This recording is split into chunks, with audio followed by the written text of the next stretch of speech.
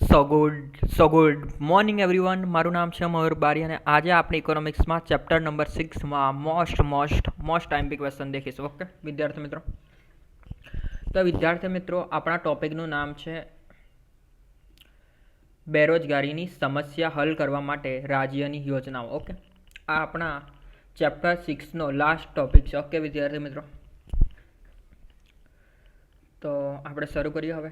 ઈસવીસન 1951થી દેશમાં આયોજનની શરૂઆત કરવામાં આવી ત્યારે એવું વિચારવામાં આવેલ કે આયોજનબદ્ધ પગલાંને કારણે દેશનો આર્થિક વિકાસ શક્ય બનતા બેરોજગારીની સમસ્યા હલ કરી શકાશે. ઓકે, ઈસવીસન 1951થી દેશમાં આયોજનની શરૂઆત કરવામાં આવી. ઓકે, ત્યારે એવું વિચારવામાં આવેલ કે આયોજનબદ્ધ પગલાંને કારણે દેશનો આર્થિક વિકાસ શક્ય બનતા બેરોજગારીની સમસ્યા હલ કરી શકાશે. ઓકે, પરંતુ શરૂઆતની 4 પંચવર્ષીય યોજનામાં આ ખ્યાલ મોટો સાબિત થયો.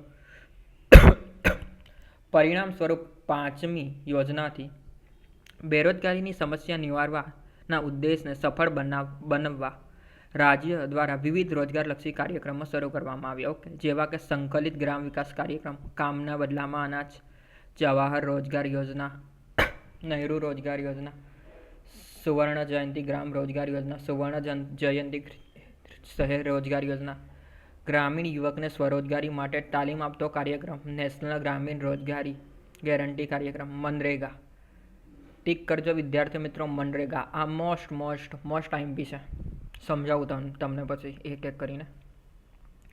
કૌશલ્ય વિકાસ કાર્યક્રમ, શ્રમેવ જયતે યોજના, skill India, make in India તેમજ મુદ્રા જેવી અનેક રોજગારલક્ષી યોજનાઓ અમલમાં મૂકવામાં આવી, જેમાંની કેટલીક યોજનાઓ નીચે પ્રમાણે હતી. ઓકે, તો વિદ્યાર્થી મિત્રો મોસ્ટ આઈમ્પી 7 સ્ટાર ક્વેશ્ચન. શું છે 7 સ્ટાર ક્વેશ્ચન? આ ક્વેશ્ચન 3 માર્ક્સ માટે ફર્સ્ટ એક્ઝામ, જો ફર્સ્ટ એક્ઝામમાં ચેપ્ટર 6 હોય તો ફર્સ્ટ એક્ઝામ, સેકન્ડ એક્ઝામ અને બોર્ડ એક્ઝામ માટે વેરી મોસ્ટ આઈએમપી છે. શું છે? Very most IMP, very most IMP. સમજાવું છું પછી મેં તમને હવે. ઓકે, મહાત્મા ગાંધી રાષ્ટ્રીય ગ્રામીણ રોજગાર બાંહેધરી ધારો, એનું નામ છે મનરેગા. તો આ ક્વેશ્ચન વિદ્યાર્થી મિત્રો મનરેગા મોસ્ટ આઈએમપી છે. તમને એક્ઝામમાં આનું ફૂલ ફોર્મ પણ પૂછાઈ શકે કે મનરેગાનું ફૂલ ફોર્મ જણાવો તો તમારે આ લખવાનું. ઓકે, મહાત્મા ગાંધી રાષ્ટ્રીય ગ્રામીણ રોજગાર બાંહેધરી ધારો. ઓકે, ફેબ્રુઆરી 2006માં શરૂ કરવામાં આવેલ રાષ્ટ્રીય ગ્રામીણ રોજગાર બાંહેધરી ધારો નરેગા, કે જેમાં દેશના પછાત જિલ્લાઓમાં વસતા ગ્રામીણ લોકોને રોજગારી આપવાનો હેતુ હતો. ઓકે, આ નરેગા યોજનાનું નામ 2 ઓક્ટોબર 2009થી બદલીને મહાત્મા ગાંધી રાષ્ટ્રીય ગ્રામીણ રોજગારી ગેરંટી એક્ટ મનરેગા કરવામાં આવી. વિદ્યાર્થી મોસ્ટ આઈએમપી 1 માર્ક્સમાં.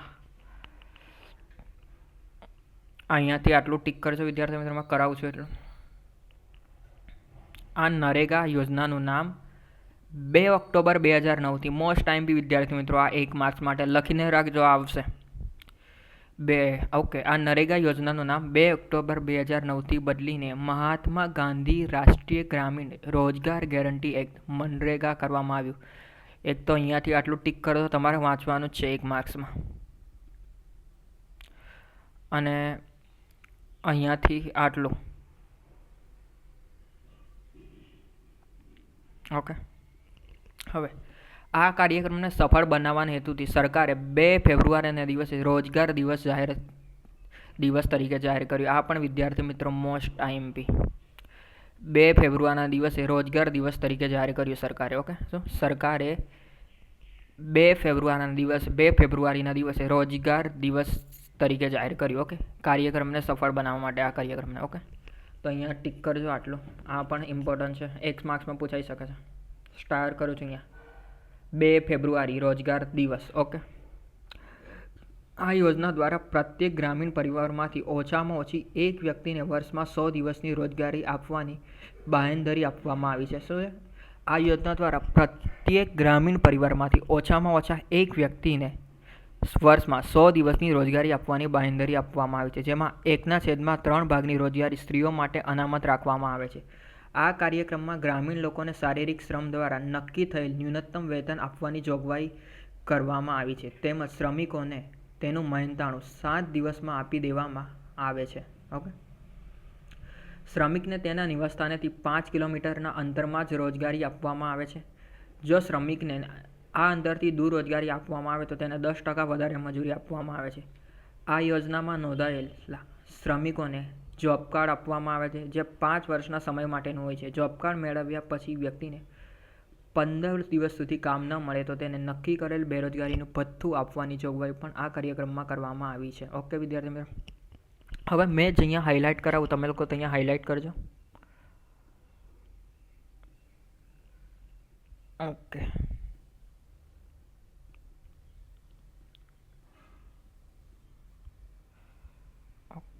હવે અહીંયા કરજો. શ્રમિકને તેના નિવાસસ્થાનેથી 5 કિલોમીટરના અંતરમાં રોજગારી આપવામાં આવે. જો શ્રમિકને આ અંતરથી દૂર રોજગારી આપવામાં આવે તો 10% વધારે મજૂરી આપવામાં આવે છે. આ યોજનામાં નોંધાયેલા શ્રમિકને જોબ કાર્ડ આપવામાં આવે છે, જે 5 વર્ષ માટેનું હોય છે. અહીંયા પણ અંડરલાઈન કરજો.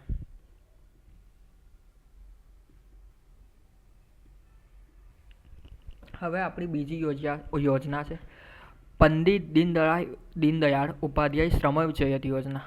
1 માર્ક્સ માટે ફર્સ્ટ એક્ઝામમાં મોસ્ટ આઈએમપી, પ્રિલિમમાં પણ બોર્ડ એક્ઝામમાં પણ 3 એક્ઝામમાં મોસ્ટ આઈએમપી. આ યોજના 16 ઓક્ટોબર 2014થી શરૂ કરવામાં આવી છે. ક્યારથી?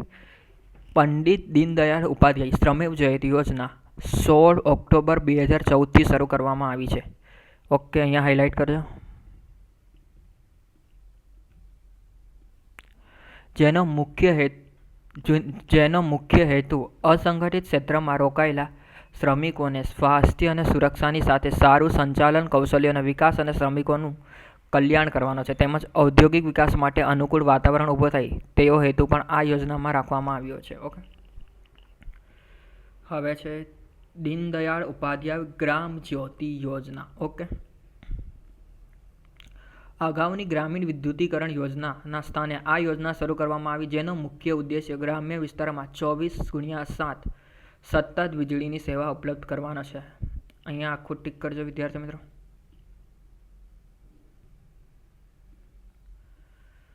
પછી ચોથી યોજના છે દીનદયાળ ઉપાધ્યાય ગ્રામીણ કૌશલ યોજના. આ યોજનાની શરૂઆત 25 સપ્ટેમ્બર 2014થી કરવામાં આવી, જેનો મુખ્ય ઉદ્દેશ્ય 18થી 35 વર્ષના યુવાનોને રોજગારી આપવાનો છે. અહીંયાથી 1 માર્ક્સનો ક્વેશ્ચન નીકળી શકે છે. આ ટોપિકમાંથી બહુ બધા 1 માર્ક્સના ક્વેશ્ચન નીકળે છે વિદ્યાર્થી મિત્રો. કે શોર્ટ ક્વેશ્ચન એન્ડ MCQ. પ્રધાનમંત્રી કૃષિ સિંચાઈ યોજના ફરીથી 2 માર્ક્સ માટે મોસ્ટ આઈએમપી. પ્રધાનમંત્રી કૃષિ સિંચાઈ યોજના 2 માર્ક્સ માટે મોસ્ટ આઈએમપી છે, અને મનરેગા એ 3 માર્ક્સ માટે મોસ્ટ આઈએમપી છે. ઓકે, પ્રધાનમંત્રી કૃષિ સિંચાઈ યોજના. આ કાર્યક્રમની શરૂઆત 1 જુલાઈ 2015થી કરવામાં આવી. હર ખેત કો પાણી એ સૂત્રને સાર્થક કરવાના ઉદ્દેશથી ખેત ઉત્પાદકતા વધારવા અને દેશના ઉપલબ્ધ સાધનોને શ્રેષ્ઠ ઉપયોગ થઈ શકે તે પ્રમાણે કૃષિ ક્ષેત્ર માટે સિંચાઈ યોજનાનું આયોજન કરવાનું લક્ષ્ય આ કાર્યક્રમમાં રાખવામાં આવ્યું. ઓકે વિદ્યાર્થી મિત્રો, અહીંયા ટિક કરજો. 1 જુલાઈ 2015 હર ખેત કો પાણી. ઓકે વિદ્યાર્થી મિત્રો, તો અહીંયા આપણું ચેપ્ટર નંબર 6 પૂરું થાય છે વિદ્યાર્થી મિત્રો. ઓકે, ચેપ્ટર નંબર 6 પૂરું થાય છે. હવે આપણે ચેપ્ટર નંબર 6 માટે ઇમ્પોર્ટન્ટ ક્વેશ્ચનનો વિડીયો બનાવીશું વિદ્યાર્થી મિત્રો. ઓકે, તો તમને આ વિડીયો ગમ્યો હોય તો ચેનલને લાઇક, શેર એન્ડ સબસ્ક્રાઈબ કરજો વિદ્યાર્થી મિત્રો. Okay, thank you. અને આગળના હવે પછી આપણે ચેપ્ટર નંબર 7 કે 8 આ 2 ચેપ્ટરમાંથી એક ચેપ્ટર ચલાવવાના છે. ઓકે, અને આપણી આ ચેનલમાં ઇકોનોમિક્સનો મોસ્ટ ઓફ સિલેબસ કવર કરવાનો છે વિદ્યાર્થી મિત્રો. ઓકે, તો તમને વિડીયો ગમ્યો હોય તો ચેનલને લાઇક, શેર એન્ડ સબસ્ક્રાઈબ કરજો. ઓકે વિદ્યાર્થી મિત્રો.